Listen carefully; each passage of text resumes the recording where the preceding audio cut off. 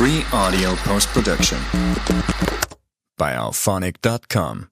Hello and a very warm welcome from my side to our Mercuri International podcast, Ganz einfach Vertrieb. This time it's in English. My name is Alex and I'm partner with Mercuri here in Germany. And today we're talking about one thing every European sales leader feels right now. 2026 is going to be unpredictable. It's not going to be calm, but it can be navigated. And we're talking about a survey that we did asking around 300 sales leaders across Europe about their sentiments going into 2026. And two things stand out. Uncertainty is the norm, and we will talk a lot about the new normal. And success is not going to be about optimism, but success is going to be about execution. And that's exactly what the survey is about. We're calling it Sailing into 2026, Navigating Uncertainty. And the year, we're calling it what it is. 2026 is going to be the year of impact, not the year of perfect forecasts, not the year of big strategy theaters, but the year where decisions actually show up in pipelines, in win rates, and in margins. To do that, I'm joined by my three wonderful friends and colleagues who bring a market lens to what the data is really telling us. So there's Paul, our managing director for Mercuri in the UK, Charles, our managing director for Mercuri in France, and Nick, our MD for Mercuri in Benelux. And I'll try to bring in the German, Austrian, Swiss perspective. So what's the plan for today? We'll follow the story of the report from mood to targets, to external pressure, to strategic activities. And finally, we'll discuss what sales leaders need to do to turn their intentions into actual impacts. So let's do this. Paul, one sentence from your side. What's the headline for your market right now in the UK? The headline for the UK is still very optimistic on the basis, though, that last year wasn't as bad as predicted. Not as bad as predicted. Sometimes is good.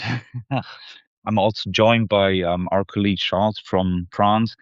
We were just saying it seems that there is a disconnect for kind of, sentiment and outlook and actual performance in 2025. How do you see that right now in France? What's the headline, if you will, for the French market going into 2026? 2 points are very on a very regular basis discussed. The first is the uncertain feeling regarding the economical trend. Yeah, nobody knows where it's going. In France, there is a very local reason, which is that at the government level, for 18 months, we have no official budget, the budget for the government. And in that budget, there is all of the rules, regulation, and finance, especially to support the big companies. Okay. And it has an impact. I have an example with these big firms. Yeah. They are waiting for some governmental finance or funds to push some initiative. Yeah. But nothing happened because this is frozen at the government level. This is the first point. The second is, especially for salespeople, the velocity in the decision-making process, especially in B2B. We have observed that for client, average mid-sized company and more, the number of people involved in the decision-making process is increasing. Yes. And to reach the same level of revenue, when you have to sell the value instead of to support a client while buying a product, they need more time. What we measure today is 2.3 times the time you need before to sell the same level of revenue. Yeah. This is not my measurement. This is an average thanks to a couple of discussions I have had with clients. Then here are the two main reasons. There is one function which is much more under pressure compared to the other in every company. This is the procurement department. You know that in 2025 there is it was not the Times but another paper which have run a survey about burnout in companies. And it's procurement? The procurement function are the first function in any companies touched by burnout, and the ratio is increasing much more. And I think we can talk about that later when we talk about kind of external factors for our salespeople. But yeah, it's procurement you look to when it's about savings, and savings is a thing, and then if we have to deal with these people, they're always understaffed, and they don't have the time, and Yes. yeah. The point is that, Alex, in fact, saving, to be honest, is not new for procurement people. No, I know, but the number of tasks yes, exactly. with only 24 hours a day. For instance, Yeah. when by the past we have some client with who we signed a contract for on a 2-year basis, and now the procurement department is obliged to cut it into several parts monthly, of yeah. 20 or 25 key euros.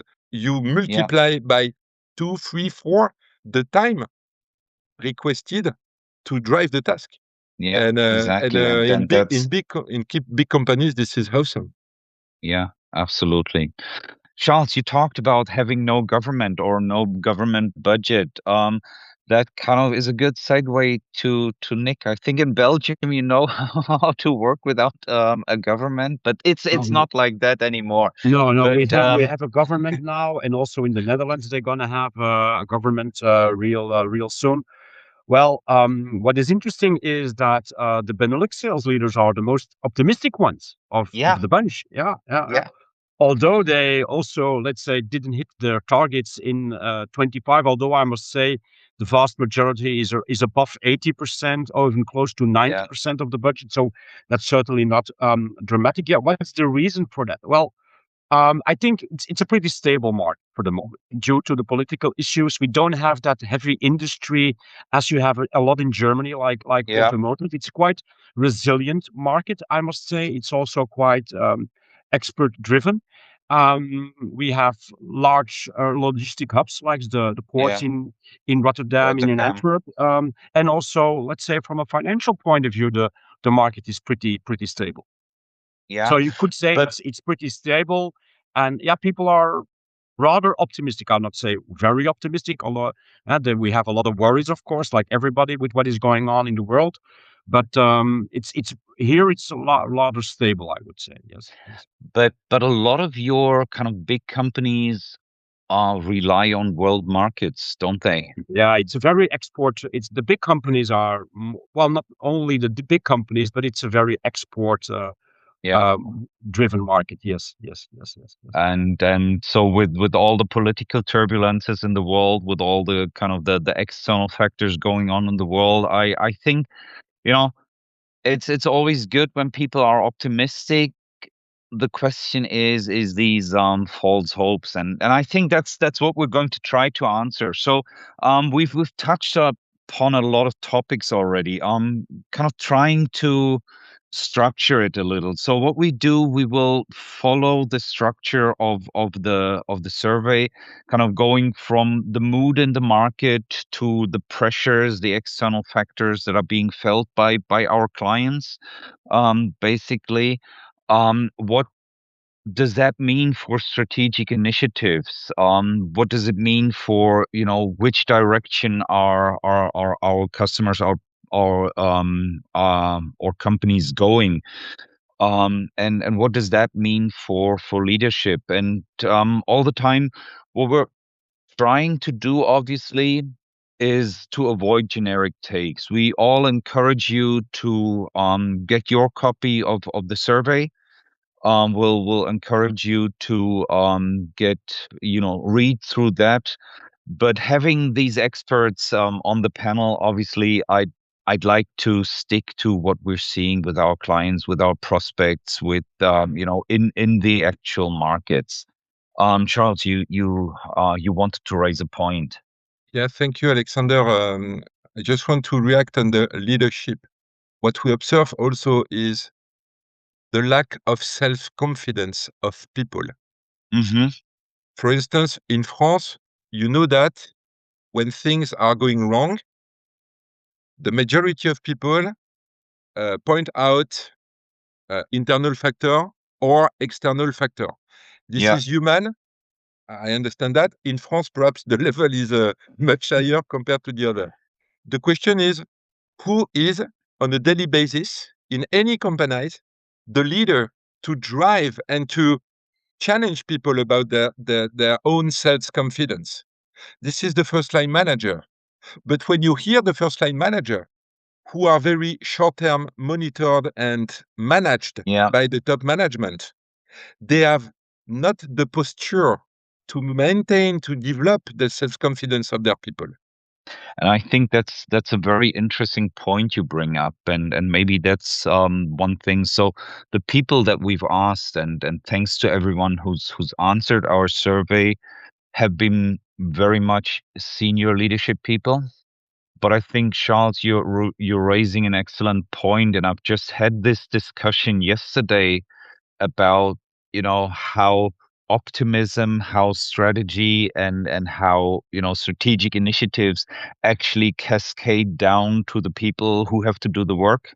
Yeah. Your first line managers, your actual salespeople in the market, your account managers, your field sales reps.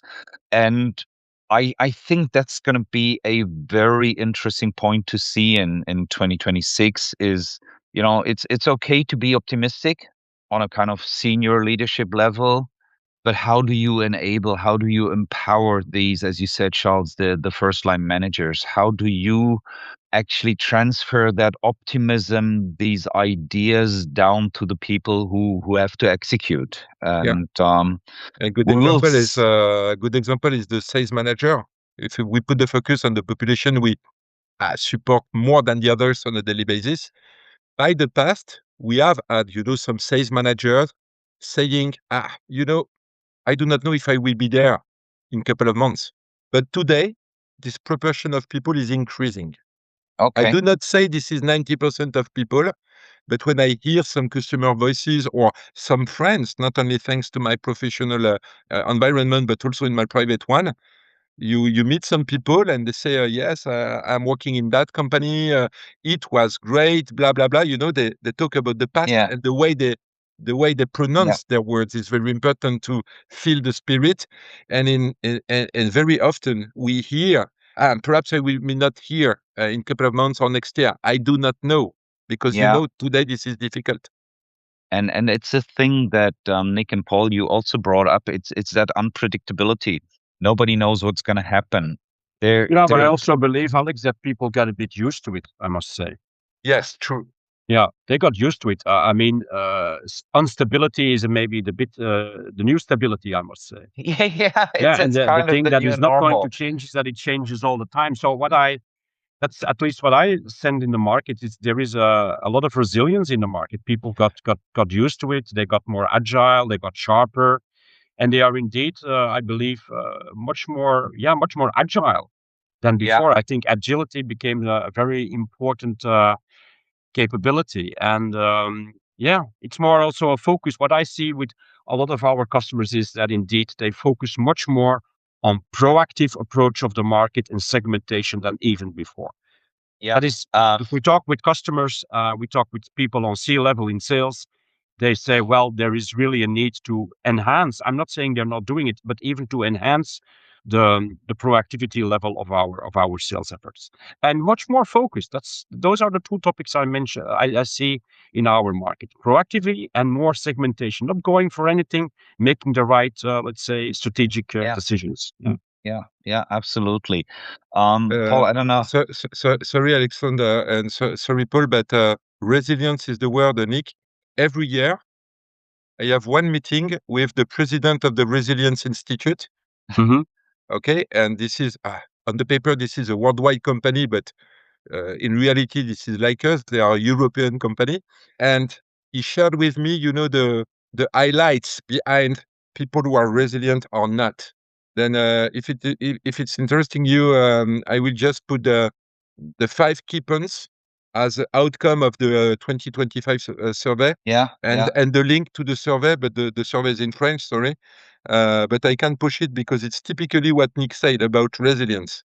Yeah. and I feel the same as well. And yeah, let's do that, and maybe we can put it in the show notes so that people can download it on the podcast. I don't know, Paul.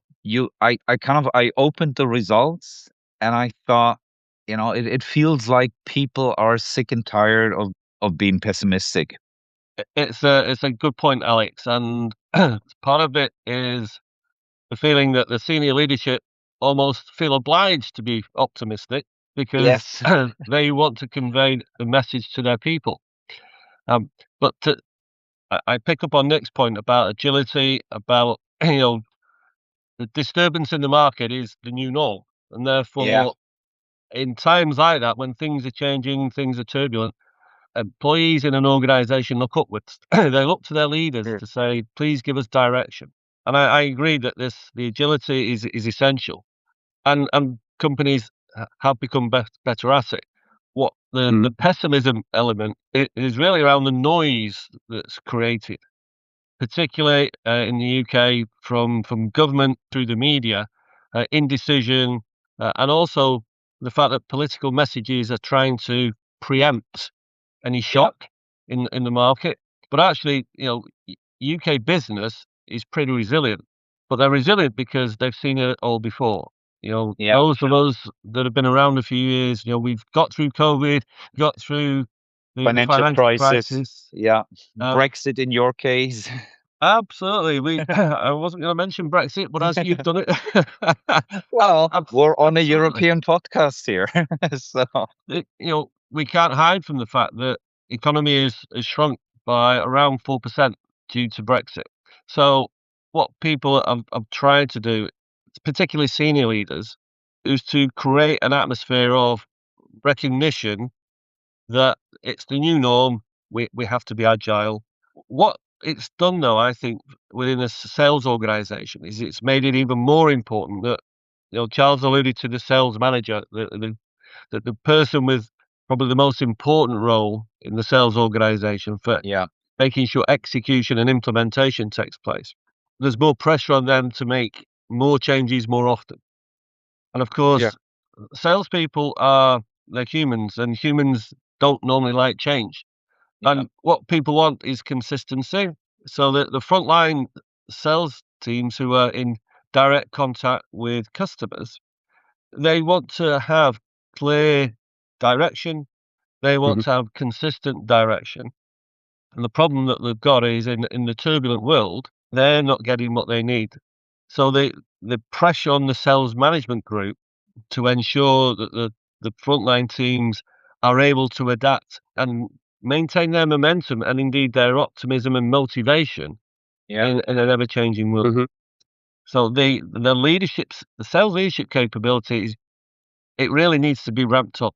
And I think this Yeah. is the area where people will succeed or struggle in the future if they don't do it well. I agree with Paul. That's also what we see in the projects that we have, and we know that the involvement of the sales leaders always has been a key success indicator.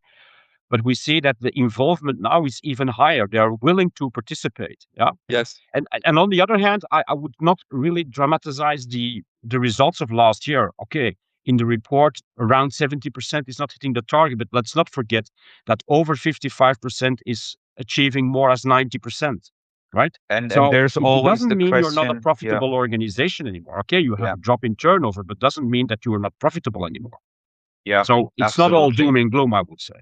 Yeah. Absolutely. And that's a very good point, because what we've asked is performance versus budget. And we know that sometimes budgets are stretch targets, and due to all the agility, due to all the changes, budgets get revised and so on and so on. Still, I mean, maybe just putting it into perspectives for our listeners. So what we see is that like 69% of respondents fail to make their targets, fail to make budget. As you said, Nick, that doesn't mean necessarily, that they have to close shop because money is running out. They can still be profitable. Nearly a third actually reported coming in below 10% behind plan. But still, sentiment is very much on the up. So it's nearly 6 on a 10-point scale.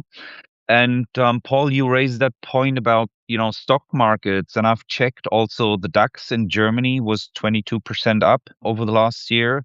And I think stock markets are a good indicator of sentiment and of future outlook. And so it's not all doom and gloom, Nick, as you said, and I would absolutely agree with that. The question for me is, and we're now end of January, so first things in the year have already happened.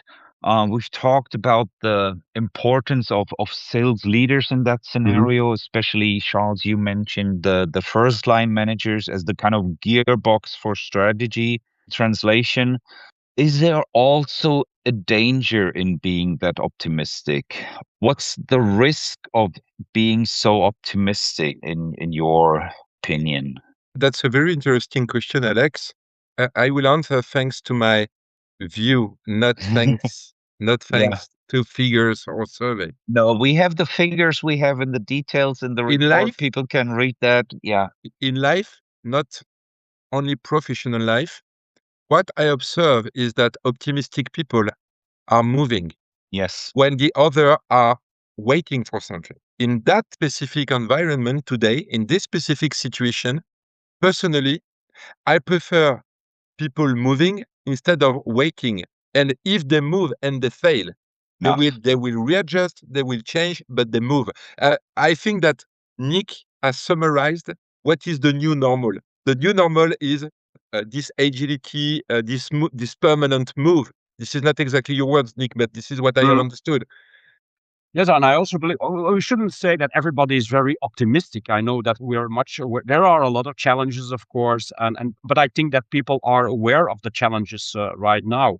That a lot of companies, certainly in the sales organizations, as I said, much more evolving to that proactive approach. That is actually the challenge that a lot of companies are, let's say, having for the moment is indeed to increase those proactive activities in the market. Yeah. Yeah.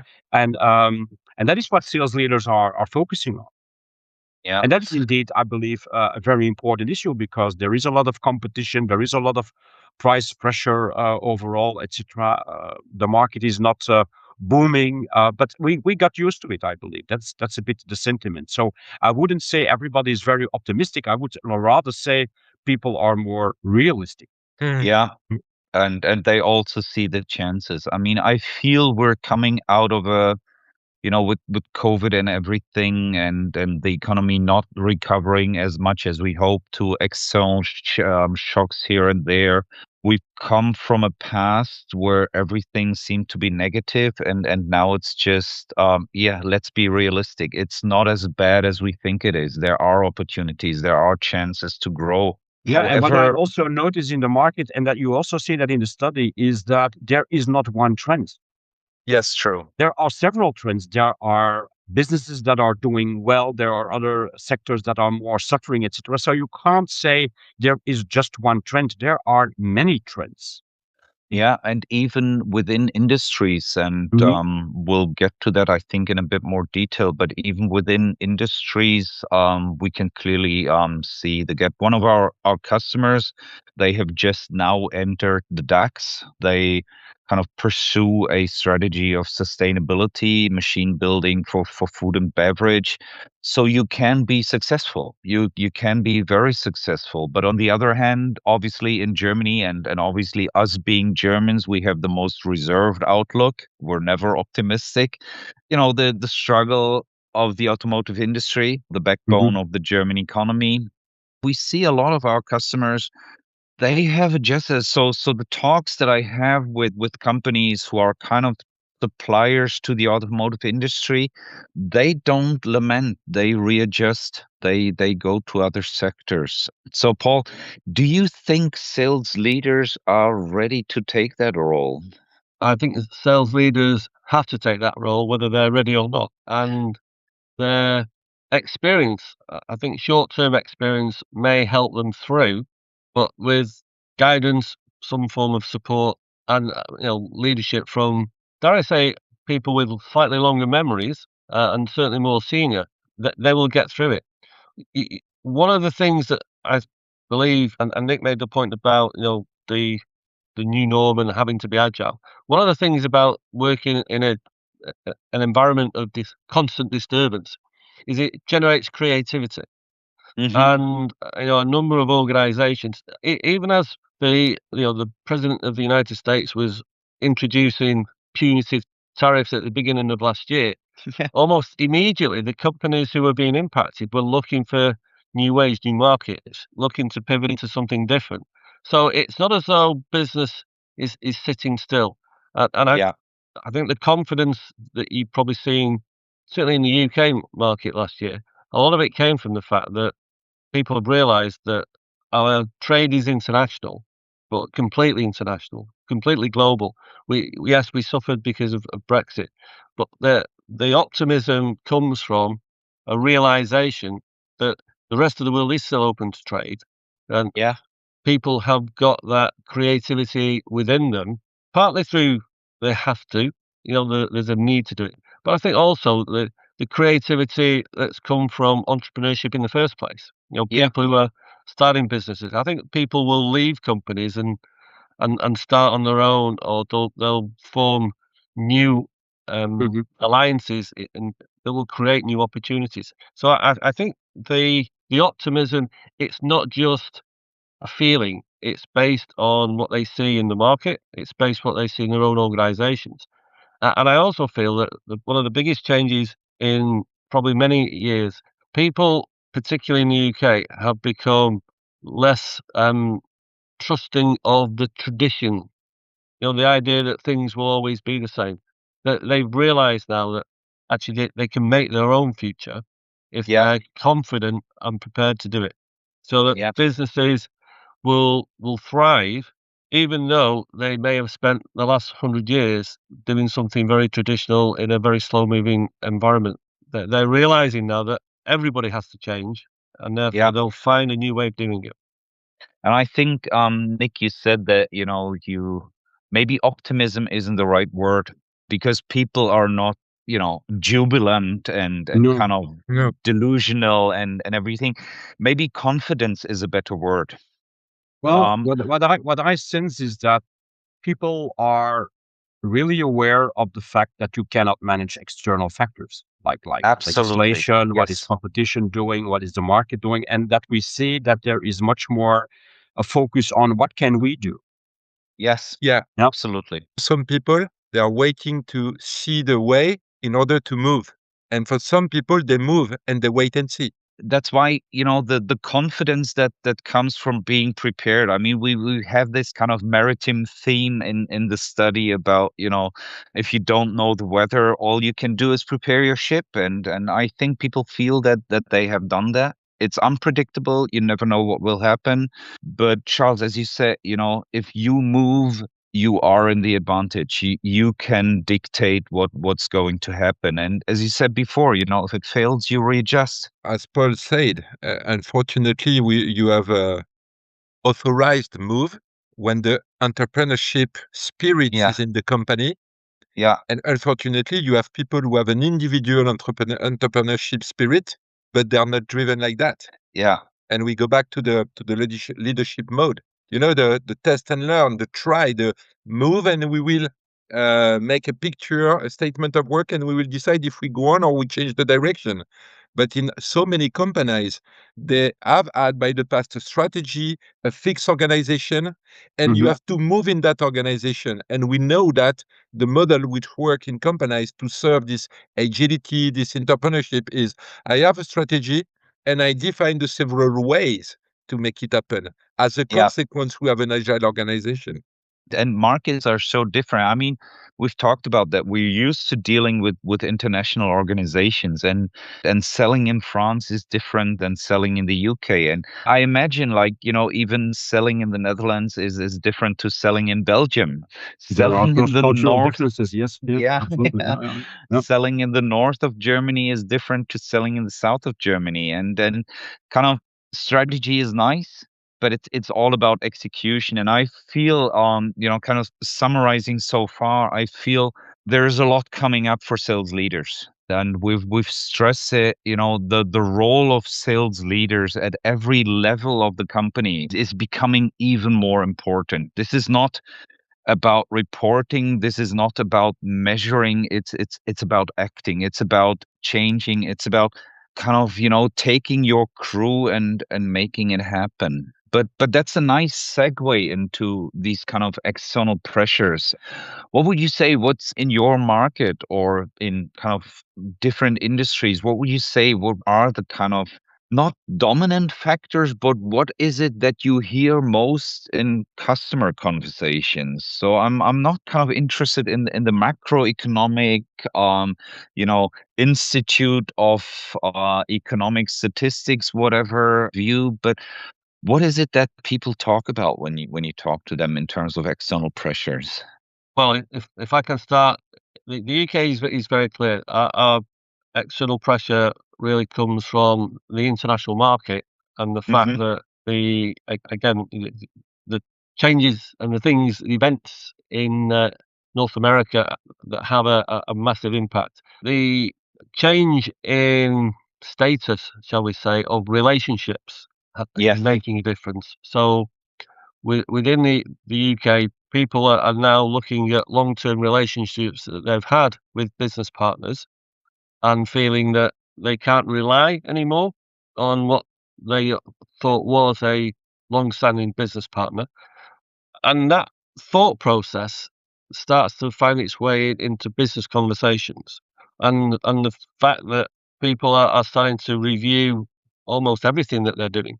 But I think what will happen is, as people have started to look at risk throughout most of 2025, I can see a shift the other way. People are talking about maybe taking more risk because there's a realization that the winners of the future will need to take more of a risk. They'll need Yeah. to review what they thought was clear, steady, stable, and now look at actually what happens if there is a change. Well, let's make a move before that change is forced upon us, and let's make a Yes. move so that it's in our control. And And I then think that, yeah, I think that's a good point. And it goes back to what Nick says, change is the new normal. It's yeah, just risk is what is out there. And, you can take a proactive approach to managing risks by being before that. Going back to the fundamentals of change, the environment is the first driver of change. Then, in any companies, just summarizing what I hear in our discussion for a couple of minutes, we are talking about leadership, we're talking about resilience, self-confidence, organization, and so on. Then, if the first line manager, if the sales leader does not encourage this willingness to move, does not lead as an example, if organizations do not support that, allowing people to test another way and so on, people are showing what are the stones they have in their shoes, thanks to internal factor or external factor Yeah. again. Then perhaps more than people, organizations have to become more agile also. Yeah. And I feel like is that I don't get the proverb together, but it's about the rigid stuff and the seaweed. Then if the breeze blows, then if you're agile, you don't break. But the rigid stuff that breaks. I don't know. I don't get it together, but you have to have that agility. Nick, what is it that people talk about in Benelux? Well, External pressures. I don't really know it's external pressure. I know, and I agree with what Paul just said. We all know what is happening in the market, but a major trend, what I see in what we do in the kind of projects that we have with customers, is that the projects we do are much more involved in the strategy of companies. Uh-huh. I have a couple of examples where we clearly have a clear strategy and objectives, like selling more at a specific number of key accounts, Yes. increasing the share of wallets. So there is a much more a link between investing in the development of people and the strategic initiatives of companies. And Absolutely. when I look Yes. at the numbers also in the survey, I noticed that in the Benelux we have the lowest number of strategic activities. If I deep dive a little bit, this is not saying we don't have strategic No, initiatives, no, but it's maybe the just focus focused. there is more focus. They're more focused. Yeah, I think that is what is going on. I think that is one of the key words of what is going on, and that's really focusing on doing the right things in the yeah, market with the Yeah, right kind of customers. yeah. May I add something, Nick, on that? More globally, I just put out, the professional environment. Every human wake up at the morning. 20, 30 years ago, when they wake up, they have some negative stimuli and some positive stimuli. For instance, this is a bad situation at work, but my kids are succeeding at school. I marry in 2 months. I have money to go for holidays and so on. Today, the proportion of negative stimuli, political, economical, personal situation, are in proportion more and much higher compared to the positive one. It impact, you know that better than me, Nick, but it impact the mental charge. Yeah. Yep. But what I would say is, and I think that's the fundamental change, and it kind of goes in line with what we've been saying. What I would say is, it's not that rationally things have gotten worse or have gotten better, but there is a sense that it's, these negative stimuli, as you call them, they're much more present. You Yeah. open the newspaper, you open your phone, you go on Instagram, you go on, Yeah. on X, on whatever, and it's doom, doom, doom, doom, doom. So I feel that, and that's also in personal conversations, and that's something that I like actually, is I feel that people have started to understand, and that's not just our clients, but as you said, also personal conversations with friends, with acquaintances. People have started to understand that there are positive things. You just need to go look for them. It is possible to have them, to feel them, to kind of motivate yourself, and that's and it's I don't know, and I don't want to get too philosophical or anything, but just to look into the engine room of the study, I obviously, when you cluster external factors, you think about the whole kind of the pest thing, political, economic, social, and customers and competition. And fair enough, and you can do that, and you can read all that in the study. The funny thing is, what we did is we clustered the external factors by importance. So, how many times have they been mentioned? And the interesting thing is that, all these kind of very macro factors, trade restrictions, exchange rate, more in the UK, obviously, financing, all these very macro factors are quite low on people's minds. What's bothering them is, demand volatility. So how do my customers, can they predict their demand? Price competition, hesitant customers, longer decision cycles. So very, very tangible, hands-on things. And I think in a way that's a nice sign, kind of, the circle of concern versus circle of influence thing. People start to realize, what is my circle of influence? What can I actually do? And this is what I should be concerned about.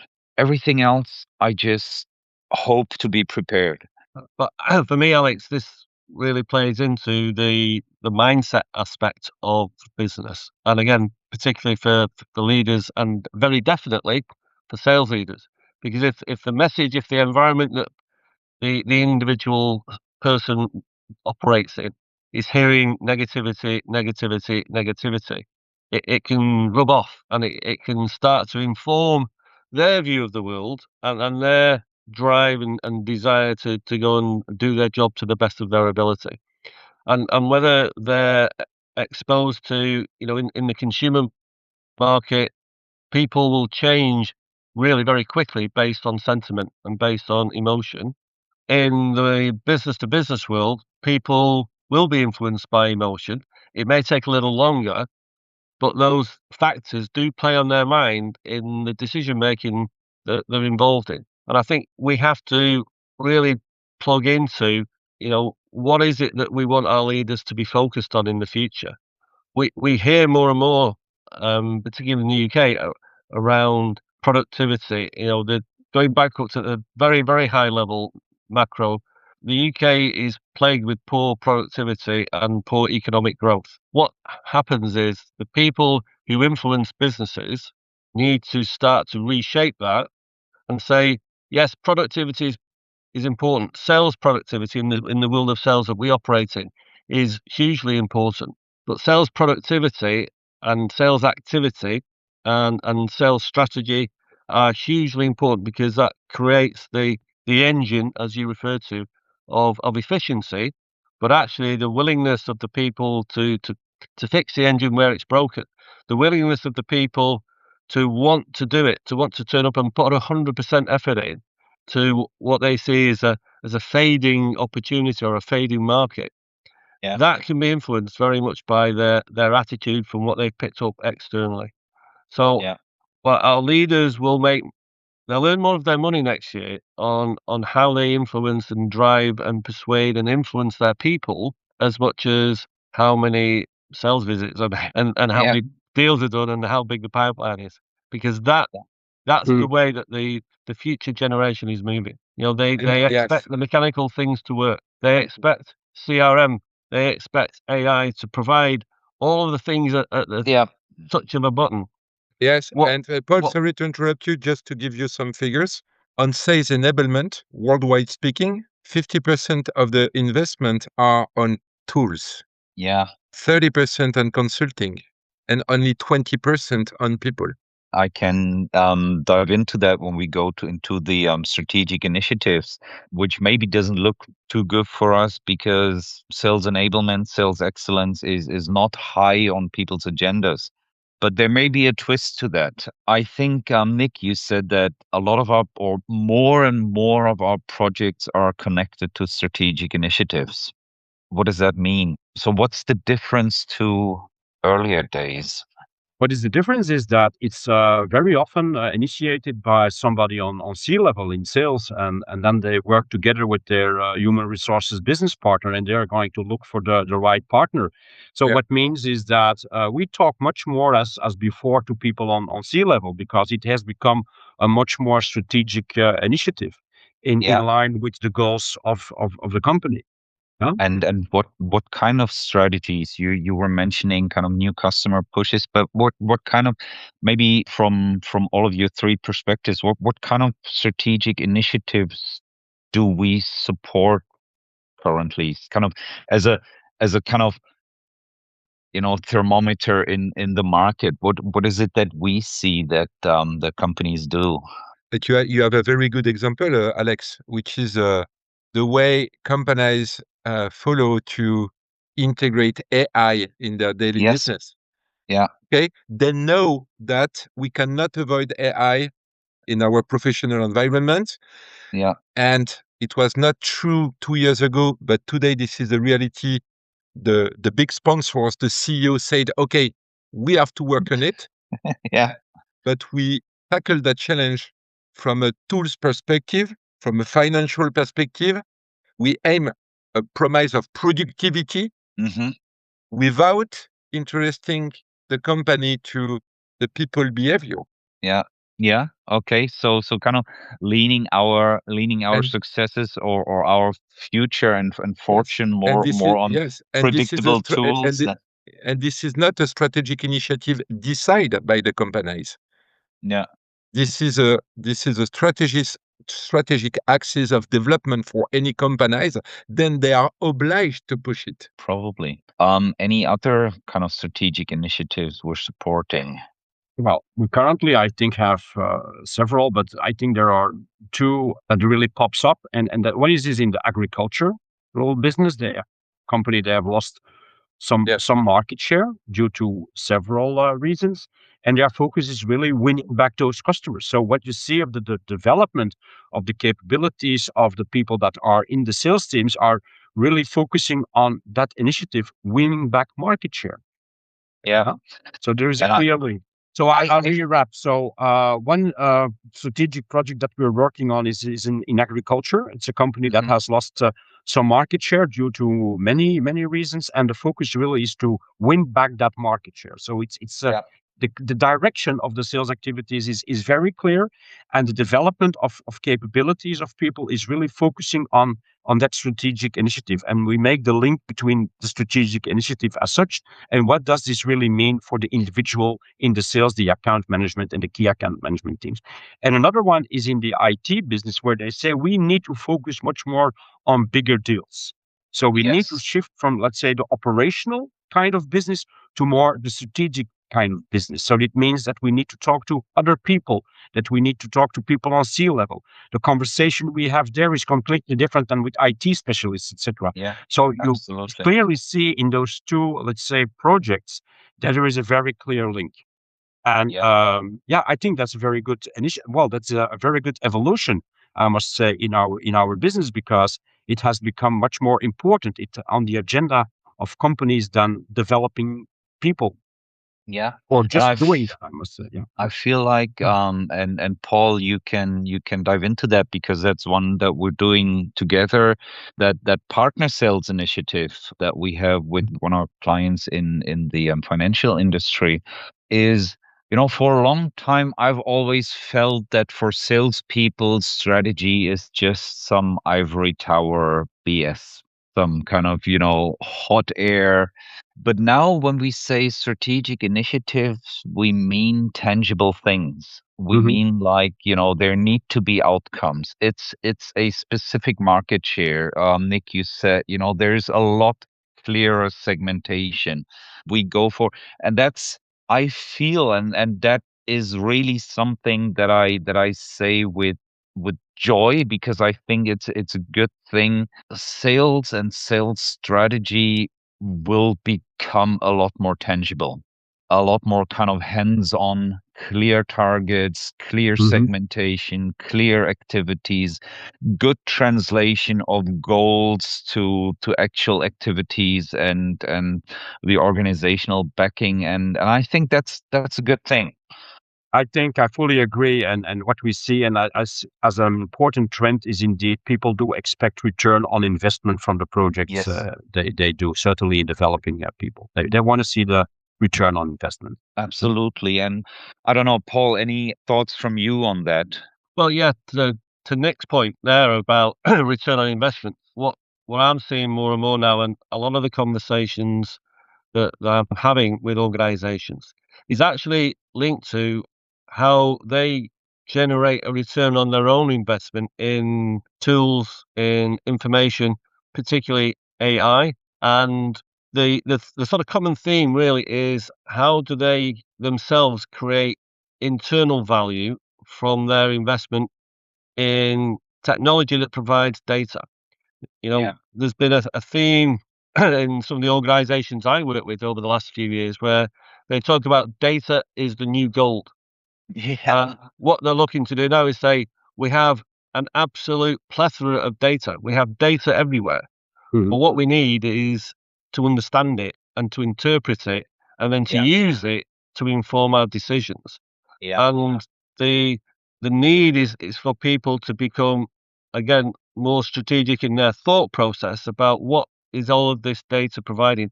How do I turn data into information and information into insight, and then insight into opportunity? And it's no surprise that one of the key areas where I'm seeing that focus is on how sales leaders use information that they have on their team's performance to make decisions on how to make changes. It's, again, one of the areas where we've all grown up in the last 15 years knowing that CRM is there and it exists, and if it's used properly, it collects data. But are people really using it to help them to have more informed, more insightful conversations with their own people? So that inward focus, as the people I'm talking to at the moment are saying, we need that inward focus to help to shape our external focus with our customers. Nick talked about focusing on the right organization, being completely laser focused on where the opportunities lie. But that comes from having people who are able to see the opportunity, create the right resource Mhm. to analyze and understand it, and then to pursue it.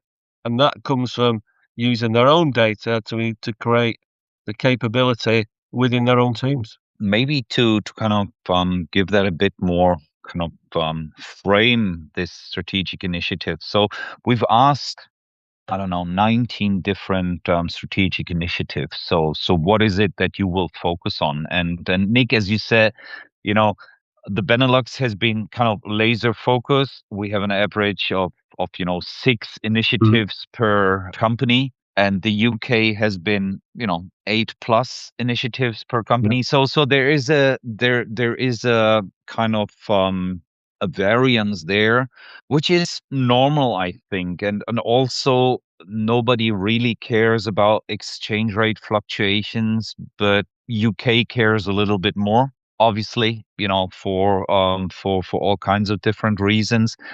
But what we've done is we put them into 4 clusters, and the first one we've called it commercial focus. So it's the kind of the cross upselling, the customer reactivation, new logo acquisition, segmentation of markets. So everything that is hands-on selling. Then we have a couple of things that we call value orientation, which is kind of redesigning the value proposition, looking at your pricing models, introducing solution selling, bundling solutions, stuff like that. Also, obviously, sales enablement, sales excellence with CRM training tools and so on, and what we've called strategic realignment. Well, based on our discussion, I think it's not hard to guess where we find the kind of the focus of people. It's clearly in that very hands-on sales cluster. So it's all about customer focus. It's all about growth. This is where we see people putting their initiatives on. As you said, Nick, it needs to be strategic. It needs to be ROI driven. We need to see results, and we need to see quick results. The least important or the least selected is the kind of, strategic realignment thing. Nobody talks about channel design a lot. And we see individual differences here and there, but at the end of the day, it feels like the age of transformation for transformation's sake is over, and things need to get hands-on. Oh. And yeah, value orientation. So the whole thing about value-based selling, kind of. I mean, Nick, I'm working with you next week on a project with the clear focus of communicating value to customers. That is a big thing. Nobody talks about sales enablement.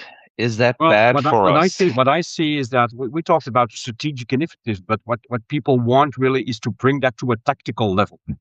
Exactly. Yes. What does this mean for a sales organization? What does this mean for a key account manager? Is it strategic? Is it more tactical? I believe it's the transition from strategic to tactical, and that has become very important. It has to do a lot with competitive positioning and focusing on the right kind of customers. Very pragmatic stuff, basically. We still see that Absolutely. we help a lot of organizations in the B2B environment still moving from what we call the reactive approach on purely relational and expertise selling. And I'm not saying there is anything wrong with that. If you want to be successful in sales, you also should be, let's say, powerful and strong in a more assertive approach, in a more consultative approach. And that is what I mean with strategy to also the tactical level. Yeah. And I think that more in that tactical level we come in place, I must say. Very good point, because as I said, strategy is not a buzzword anymore. It's a very clear, pragmatic approach. We want to win this, and we will do this and this and this to get there, kind of thing. And I think that's good. Again, it feels like a year of action. To kind of summarize that, what would you say? What is the main kind of, we've talked a lot about the opportunities that are behind taking action and shaping your own future and shaping your own path. What is the one recommendation that you would give to your clients or to our listeners in general, if they go down that path, if they shape their future, if they invest in tangible opportunities? What is it that they should be aware of? What is it that they should not forget? What is it that is a kind of critical success factor there? Let me start by saying this for me is extremely clear, and that is companies have made lots of investment in tools, technology, in essence, all of the things designed to improve efficiency. And improving efficiency is a great thing. But what they also need to remember is to improve effectiveness. Yeah, And effectiveness comes from improving the capability of the people, which starts with mindset and continues with support, guidance, mentoring, development. The effectiveness to drive the most efficient car will deliver the best result in the race that you're going to face. absolutely. So, and that's kind of coming back to the sales enablement thing. I was a bit worried for our 2026 when I saw that nobody kind of ranks sales enablement high. But I think, and especially for us as Mercuri, we've never been kind of pure training people. Our goal has always been to make goals happen, make targets achievable, and the idea is that sales enablement, and you said that, all the investments and all the tools have been done. Charles said that, AI tools are on the rise. Whatever it is, it's there. It needs to be used now. And for that, you still need people. You still need organizations in general. And these organizations need to be good. You can have the fastest car. If you don't have the driver, you can have the most beautiful ship, to go back to our maritime analogies. If you don't have the crew, it's gonna fail. You'll never discover anything. And I think I cannot understate or overstate the role of leadership and consistency in leadership and making sure things get done. And going back to one thing that you said, Nick, one of the words that I've heard most in conversations, especially with prospects, is we need to make the change to a proactive organization. It's proactive. Drive the opportunities, find the opportunities. We can't wait for things to happen.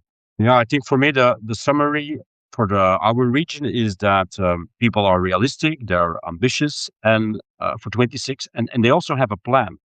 And that plan is mostly based on three elements. As we mentioned, agility, a very sharp focus, and indeed a competitive position. Yeah, it's not just, that's the thing. A long time you felt like it was good to be good, or it was enough to be good. It's very much clearly now you need to be better in order to turn decisions your way. And you need to see it as not selling, but making customers buy. So kind of influencing decision making, influencing decision cycles, but also learning to live with that uncertainty. Any last things? Let's wrap it up. Paul, what will you tell your clients to do in 2026? Well, make sure they understand that mindset matters, and to drive results through effectiveness, not just efficiency. And I think that's a very good summary. So thanks everyone for listening. This has certainly been a very long but also very interesting episode. Thanks, Charles. Thanks, Paul. Thanks, Nick, for your insights. If you want the full story, the data, the pressure patterns, and what year of impact really means, download our study, Sailing into 2026. You can find it on your local Mercuri websites, mercuri.de, mercuri.nl, mercuri.be, mercuri.fr, and mercuri.co.uk. And obviously on our global website, mercuri.net. If you can't find it there, contact me, and I'll be happy to get in contact with you regarding the studies. Also, do reach out for us if you want to discuss the results. But first, read it, benchmark yourself, and do pick your winning move that you are going to execute already in Q1 2026. And for that, we wish you tons of success, and we hope to hear you in the near future. Free audio post-production by alphonic.com.